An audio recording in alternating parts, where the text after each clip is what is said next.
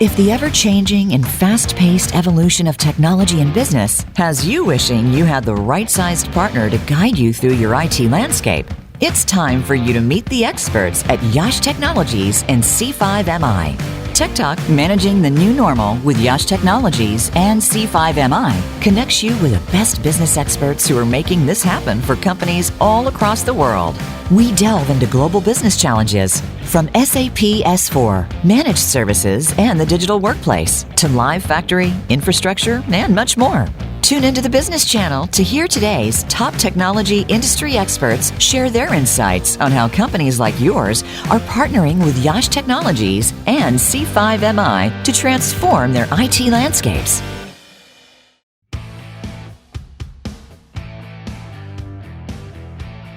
Welcome to a revolutionary hour of business technology talk. This is Tech Talk, Managing the New Normal, with Yash Technologies and C5MI.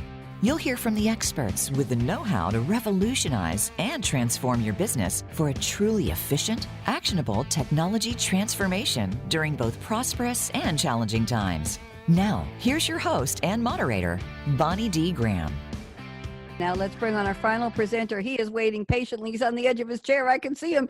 It's Yogesh Nagpal, and he is the global head. He's got a big title here, global head for EHS. That's environment, and that's health and safety. And he's going to tell us how some companies turn those letters inside out and upside down and really mean the same thing. He's the head of the EHS Center, spelled the fancy French way, Centre, C-E-N-T-R-E, of Excellence at Yash Technologies. Yogesh has more than 18 years of experience in the sustainability and EHS space. Yogesh, finally, welcome. Take over. Talk to us. Thank you, Bonnie. Quite excited to be on this fantastic technology show. And again, it's really a pleasure to share the stage with experts like Bonnie, thought leaders like Cinto, John, and yourself. Completely excited, Bonnie. So tell me something, a little more about your background. How did you get to be the head of EHS? And tell me, is EHS the same as ESH, the same as SAG? We're going to play Scrabble here with the letters. So are they all the same? Where does this come from? What does it mean? Talk to our viewers and our listeners, Yogesh. Yes.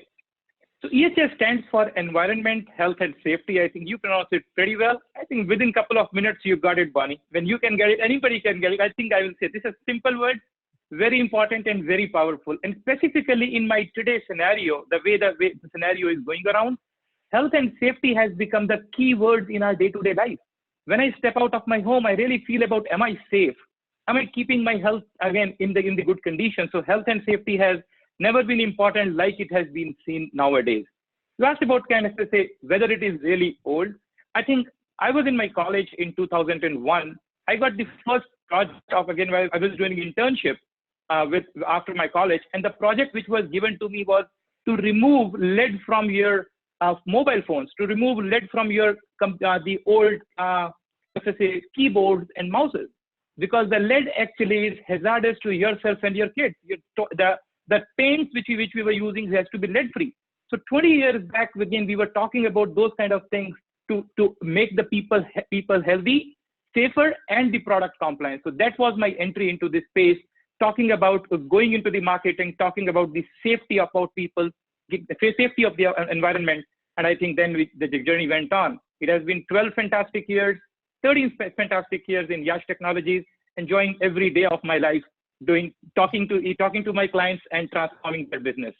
I wish you were a little more excited, Yogesh. I'm teasing you. You are excited. Now, I want to dive right into the sexy stuff. I'm going to use that word in a business sense, of course. John said you were going to talk about an Apple Watch, but I want you to broaden that and talk about technology and EHS. We have AI, artificial intelligence. We have ML, we have alphabet soup, machine learning. We have IoT, Internet of Things. We have cloud. We can all spell that. We have ERP, enterprise resource planning, whatever it means today. We have analytics, prescriptive, predictive, cloud analytics. So how does the smartwatch tap into one or more of these, and what does it have to do with EHS? Absolutely. So I think this entire topic I'm going to cover into this technology trends into the EHS space. So environment, health, and safety pretty much used to be considered as a pen and paper job. Somebody sitting behind the desk and writing, okay, how are we good? Again, is your health okay? Are we taking care of incidents and all? But no more. I think the first example, as I think everybody is excited about knowing smartwatch, I'll say that were these smartwatches as existent and prevalent 10 years before? 10 years before, people were more careful about their health and safety, and that necessity invented something called a smartwatch, where I could count my calories, where I could count my steps, again, my sleep pattern, just to remain healthy. Now, do you think if that smartwatch I'm wearing today and I go to my office, is it something which the only thing which I need from smartwatch? Probably in my today's scenario, my demands are changing, my expectations are changing, and that's where this product and innovation is bringing new products. So now smartwatch will get replaced by something called a social distancing band. Again, yes, you heard it right. So there are bands now available in the market which can tell you that while you are in the office, while you're doing some good stuff, assembling something, maybe doing some kind of packaging, it will tell you that you are too close to somebody which is not enough for a social distancing norms. Not only this, the bands can actually read your ID and can tell you that in the last 1 hour, in the last 4 hours time, in the entire shift of 8 hours, how many people you have come in contact with. And if you understand this concept of contact tracing, this is the core and crux of this entire pandemic management. Identifying a positive case and listing down all the suspects, that is nothing else but contact tracing, really coming on your hand at your factory hands worker, making them all the time safe and making ensure that everybody around them is safe. So this is, I think, the power of technology which is coming up. This is exciting. I had no idea. It's scary and it's exciting. And then the question is, what if John is laughing? What do you do with this? You're sitting in a cafe and you put on your contact tracing band on your watch, and it says that person sitting over there 6 feet away is wants to date you, but they recently were in contact with somebody who had a COVID positive response. So you better not talk to them, but maybe you better move your table and tell the waiter you're taking your coffee with you. I'm teasing a little bit, but the implications, Yogesh, are huge for culture, for society, for self-policing, for us all becoming technologists. Talk to me a little more. What other kinds of tech is involved with facial recognition, for example, robots, pods? What do you got? Absolutely. So think about a scenario. I think we all are pretty good, happy working from home because we are able to deliver our customer what they need. They need our conversations, they need the services, and we're able to deliver it. Think about those people who are actually building those laptops for us, building those lamps and these mattresses for us. They can't work from home. They have to go back to their production facility. So everybody, again, specifically our EHS team members, our office staff is working to get them back to office. And think about the first day when they get back to office. Is it going to be just swipe your badge and get in? No, absolutely no. There's definitely going to be various things which has to be checked. As you think that tomorrow when you go to your office, there is a small robot, there is a small pod, which basically reads your face, which have the facial recognition technology. It tells you, okay, you are 45, 42, 24. I think 24 is a better word. You are 24 years old. You had 2 injuries in the past 1 year. You probably had a critical illness, asthmatic condition. And with your temperature today, because it senses the temperature, I think you probably should take some more rest. You should probably go back home. So think about the scenario. The machine is actually telling that whether you should be going into the office or not, not for just for yourself, but for the other 200 people who are in the office, right? So that is I think it is a mix of technology on artificial intelligence, machine learning, the database scrubbing, and definitely all health information at the fingertips without somebody really talking to you. Somebody who has the entire database. It reads your face, it brings everything on the go. I think Yogesh, when you said you correct yourself, 24 years old, that was me, and 42 was Marty. Yeah. Marty was the 42-year-old. So I think we're cool on that. Now let's talk a little bit about mobile apps. I know you were going to tell me about audits, inspections, briefings, trainings. How is that working? Yes. Again, I always take back the scenario yesterday and then tomorrow. Yesterday, if I talk about an EHS job, there's a lot of things which has to happen manually. If I have to go and inspect 10 machines, I will go with a pen and paper. I will go and probably fill out forms. If I have to talk about the safety processes around the office, I have to talk to multiple people. Not anymore. Use the technology and technology at your fingertips. Mobile devices, bring an audit form and send it to all 100 people where you want this audit result to be coming from. Send it to all the operators who are operating those machines. They fill those 5 simple questions. push the data across to you, and you only come across those faulty equipments or so-called as Marty was saying, the cases which are potentially become a failure. So you have done the entire digitization by using mobile application. Not only this, talk about trainings. I think training is the, most simplified example, but when I talked about audit, when I talk about health briefings, when I talk about shift changeover, again, if many of us have been into the production floor, when a shift changes from one to another, the people get together, the operators sync up together, okay, well, which machine, which output, what is the next batch which has to be produced. Those all things can be done digital by using mobile, and mobile is your personal handheld device, pretty much as safe as you feel yourself are in. It's all exciting, but we have to get back to something very basic. What about planning? This all has to be planned, Yogesh. You, in your notes to me, you told me the word meticulous has to be married to the word planning. So how do companies Absolutely. do this? How do they figure all this out?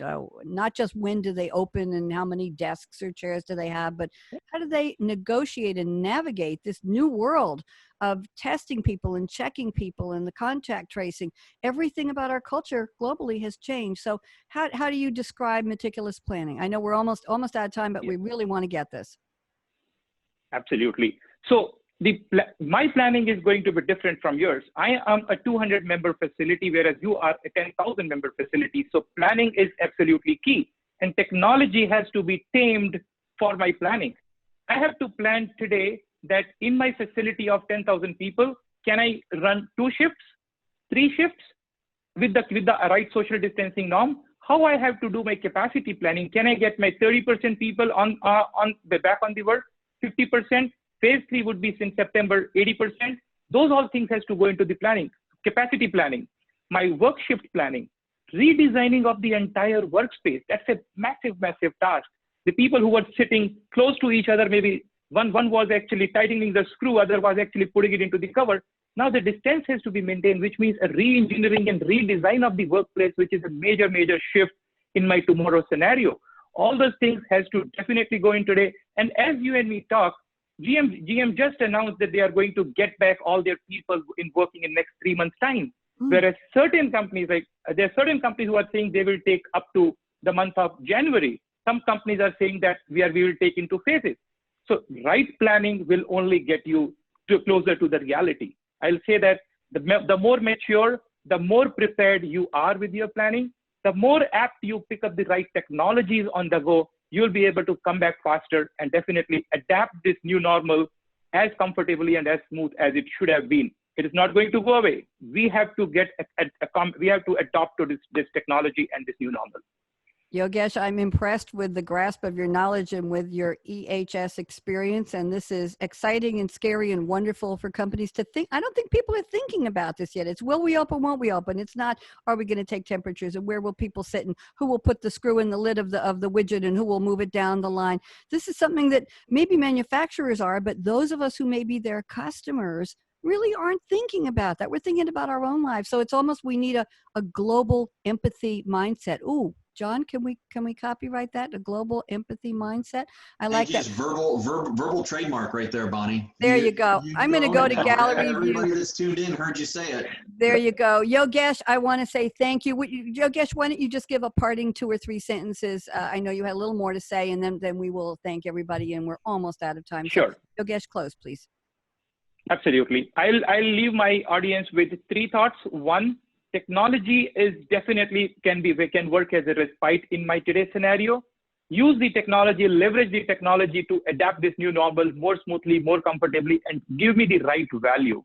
2, planning, the meticulous planning can never be undermined. Unless you have the right structure, right procedures, right guideline in place, the technology is not going to work for you. So planning and a mix of planning and technology is going to deliver value and result to yourself. Last but not the least, partners like Yash, who has 20 plus years of experience, who basically bring all the domain experts from various industries, from various roles, all spread across the geography, has been partnering with world ERP leaders like SAP, again, building new products for decades now. In fact, within 2 weeks' time, on 2nd of June, we are releasing a SAP-based pandemic management solution. So it's a solution which addresses to all these things what we have talked about, pre-packaged, pre-configured, and to be delivered to the world. We are releasing out in 2nd of June. Look forward for all of you to probably join that webinar and definitely get again. It is going to be great fun talking about the technology and merging this technology with my day-to-day lives.